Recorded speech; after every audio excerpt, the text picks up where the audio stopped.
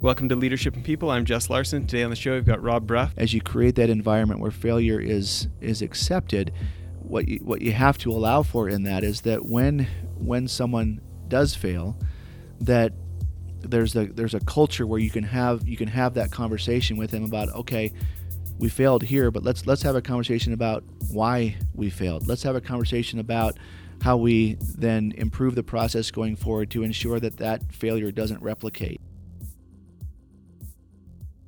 Rob, thanks for making time. Great to be here. Thanks, Jess. So tell us what you do for Zions. So I am the Executive Vice President of Marketing and Communications, which in essence means that I have responsibility for all of the advertising, internal, external communications, community relations, sponsorships,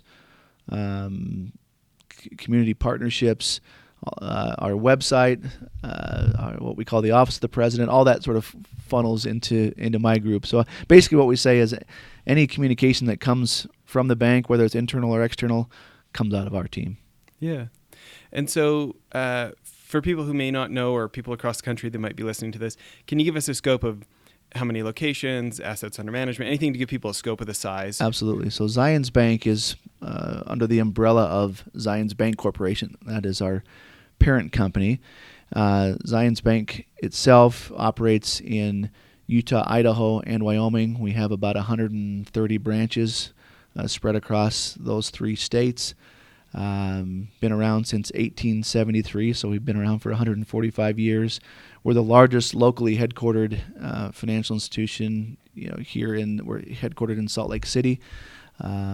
So asset size about $16 to $17 billion in assets. So we're a pretty good sized organization. Yeah.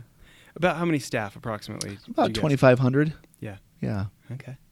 So let's dive right into it. The show about leadership and people. We were talking just for a minute about one of the leaders that's influenced you. Yeah. Do you want to maybe share a bit of that? Yeah. Well, it may be too obvious, but my mentor when it comes to leadership is Scott Anderson. He's the president and CEO of Zions Bank, and to me, he embodies what leadership is all about. And I've had the privilege I've been here at Zions for just over 21 years, and I've worked directly for Scott for about 18 of those years, but worked with Scott for all 21 of those years. And so he really has been and continues to be my mentor when it comes to leadership. And do you have any stories? Is there an example that comes to mind of a classic Scott Anderson story for you, or something that maybe either something with you or something about him, or just something that can give people some flavor for that? Well, I think one of the things about Scott is I think, which would be maybe sort of atypical for a CEO, he's just so nice, and I'm not saying that CEOs aren't nice, because they are. I know a lot of fabulous CEOs who are incredibly nice, but Scott has a compassion, and he has a love for the community. He has a love for the individual, and maybe not so much a specific example, but I see it. I saw it very early on for me. And maybe I could give you this example that was very personal to me. That when I'd been here at Zions Bank for about a little under 2 years. So this was my second job out of college. I'd been with a local communications and PR firm for a couple of years, which was a fabulous experience for me. And then I made the move and came over here to Zions Bank, and that's a whole other story in and of itself. If you want to talk about it, we can. But I'd been here for a little less than 2 years, and I made the decision to go somewhere else. I had another company that recruited me. I was flattered by that. I was flattered that someone was interested in me and came to me and said, "We'd love to have you come work for us." And they were offering what at the time seemed like a lot of money, and so I took it, and frankly, I didn't really think about it as thoroughly as I should have. And I left Zions and I went to this other organization, and I'd been there for just a very short time, a couple of weeks, and I just realized, gosh, I think I may have blown it. I may have made a mistake. And this was a fabulous company. It's a company that I respect greatly, but it just wasn't a fit for me. And so I called my former boss at that time, and I said, look, I I think I may have made a mistake. Is there any chance you'd take me back? And he said, well, I wish you would have called me a couple of days ago, but he said, we actually just made an offer to someone to take your position. And I said, great, I understand. I certainly didn't expect for you to hold on to my job in case I decided I wanted to come back. And so I just resigned myself to the fact that, okay, we're going to make this work. Well, a couple of days later, I got a call from Scott Anderson. And again, at this time, I had worked with Scott for a little less than 2 years, but I was a relatively junior person here at the bank at the time, but I get this call from Scott, and he says, I understand that you may be interested in coming back to Zions Bank. And I said, oh, Scott, I was sort of embarrassed, that he was calling, and I said, yeah, Scott, I just feel like I maybe made a hasty decision and didn't think it through well enough, but I would be thrilled to come back. And he says, look, we would love to have you come back and work for Zions, and we'll create this position for you, and here's what we'll have you do. And to me, one, I'll be forever grateful to Scott for that, and I am to this day I remember that story almost every day. But what it taught me from a leadership standpoint is, that Scott saw something in me that I didn't see in me, and he created a pathway and an opportunity for me to leverage what he saw in me, and I've tried to do that, and he continues to do that, where he gives me plenty of rope, which can be good and bad. He gives me the opportunity to be successful. He gives me the opportunity to build confidence in myself and my abilities. He's always done that, but he also has given me the latitude to fail, which I've learned a great deal from as well. So, yeah. So thinking about that lesson and kind of learning from that example, what are some of the ways that you've tried to implement that, or what does that look like for your team? Well, a few things I would mention. One is that my philosophy is that I try to hire really good people and then let them do their jobs. And so, but I also think that within that there's a responsibility that we have, not just even those who you again give a long rope to. There's still opportunity for coaching and mentoring, and so what I've tried to do is just what Scott's done for me, is give my employees a long rope and give them the opportunity to succeed and to find themselves and to see within themselves their ability to do things that maybe they didn't realize they could do, and give them the opportunity to fail. And so what I have tried to do as well is that, when they fail, I don't punish them. I'm not harsh in that, because I think that each of us, we're all going to fail, and we're going to fail over and over again. But if we have a fear of failure, I think we limit ourselves. And so I've tried to emulate what Scott taught me by giving my employees that same leash, while at the same time trying to give them guidance and direction that they need as well. Well, I want to talk about this. So our consulting firm, Mylan, we work with all these different CEOs and commanding generals and blah, blah, blah, right? And a lot of times we'll be working with somebody who's realizing, hey, our culture maybe isn't as daring as they could be, isn't as bold as they could be. There's a little bit of CYA, kind of stuff. Sure. And so, this idea of let people fail, it's kind of scary. It is. Right? Yeah. And so if you were to give guidance to some other senior leaders who are saying, hey, we want to open up this a little bit, what guidance would you give about how to know, what are the left and right limits? How do we let them know, hey, this amount of failure is reasonable? Because a free-for-all doesn't work. No. Holding the reins too tight doesn't work. Walking that balance beam in the middle, what kind of guidance would you have for somebody? Well, and I wouldn't hold myself out as an expert on this by any stretch, but I have seen what Scott's done, and I've tried to implement it. Obviously, within our industry, we're in the banking highly regulated, and so there are some pretty hard and fast do's and don'ts, and so there are some failures that are just not acceptable at all. And so I think part of this process is clearly understanding what are those areas, what are those places where, to quote the famous line, where failure is not an option, where there's a certain limit. So we operate within that realm in terms of the regulatory environment that we're in, and so we understand where those guardrails are within which, if we go beyond those guardrails, failure isn't an option. So I think that is one thing, is clearly understanding that and making sure that that's clearly known, making sure that as you try to create this environment where failure is accepted, but it's not a free for all. You set those parameters and say, okay, we can't walk on this ground, and so. But then I think, what I would say is, as you create that environment where failure is accepted, what you have to allow for in that is that when someone does fail, that there's a culture where you can have that conversation with them about, okay, we failed here, but let's have a conversation about why we failed. Let's have a conversation about how we then improve the process going forward to ensure that failure doesn't replicate.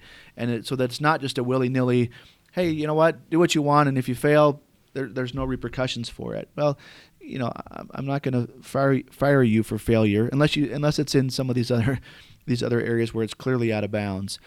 But within the bounds that we've set, right, we'll try to create that environment where failure is accepted, but that failure then leads to a discussion. It leads to a movement forward, as opposed to just, well, we missed that one, let's get the next one. That kind of environment doesn't work. It has to be coupled with a process for engaging in conversation about it. Yeah, you hear about those organizations, this hotel, hey, you can make any decision in favor of a guest up to $100 without any approval, or right. $1,000 or whatever, right. Whatever the number is, right, for their industry. And it's almost like the safety net of giving them that guidance of how much, where is the safe zone for experimentation? And right. And because it seems like, in my observation, I want to hear your thoughts on this. It seems like in the absence of clear parameters, nobody wants to skate near the edge. No question. Right? So let's err on the side of safety, and let's not even, let's leave all that unused potential experimentation out, because now I'm out into the risky zone because they don't know where the line is, right? There's no question. I mean, this may sound silly, but about a week ago, for the first time I visited the Grand Canyon, and which it's just spectacular, but I went with three of my brothers, and where we went, we didn't go to the typical tourist place where you go, where there's all the guardrails, and we went, and I'm forgetting the name of the exact location, but you drive for about 30 miles on this dirt road, longer than that, 40, 50 miles on this dirt road, and then the last 4 or 5 miles requires a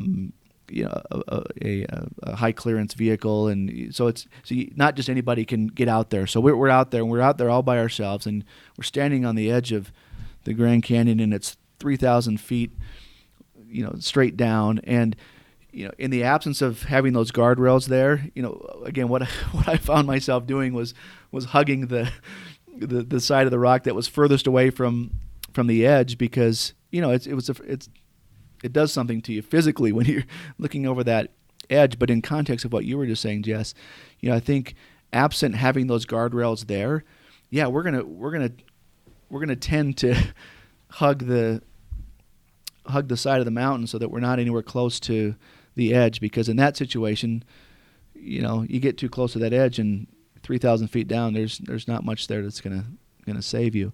And I think the same really is true as we think about leading and managing others. If we set those parameters, we set those guardrails, and say, okay, again, clearly these are the bands within which we need to operate. Catastrophic loss. Yeah, reputation loss. Exactly. I mean, and you're clear about what those are, and you're intentional about what those are, and those targets don't move. Yes, the regulatory environment can change, but thinking about our industry, the things that we would set as the guardrails, those aren't changing from day to day. So you're not changing the rules every day. But then you say, within those guardrails, we want to create that environment in which you're free to think, you're free to explore, you're free to fail. I think that's healthy.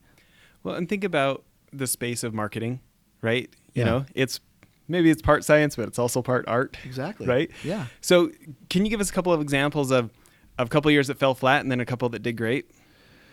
Well, yeah. I mean, without getting into too many specifics, there are certainly times when we roll out a marketing campaign or a marketing effort that we may think, hey, this is spot on. This is really going to do it, and we put it out there. And you'll spend how much on it? Just give me a guess. Oh, I mean, it can be as much as any particular campaign could be $300,000 to $750,000, depending on the nature of the program. And sometimes they work, and sometimes they don't work as well as we'd like them to. And what we've been able to do more recently is, we've set measurements in place so that along the way we can measure. So it's not. I mean, if you go back it's not all or nothing. You go back 20 years ago when I first started doing this. You sort of made the investment up front and you pushed it out there, and then a couple months later you found out whether it worked. And now, we can be much more precise, and we can measure it along the way, and we can make adjustments, which really helps.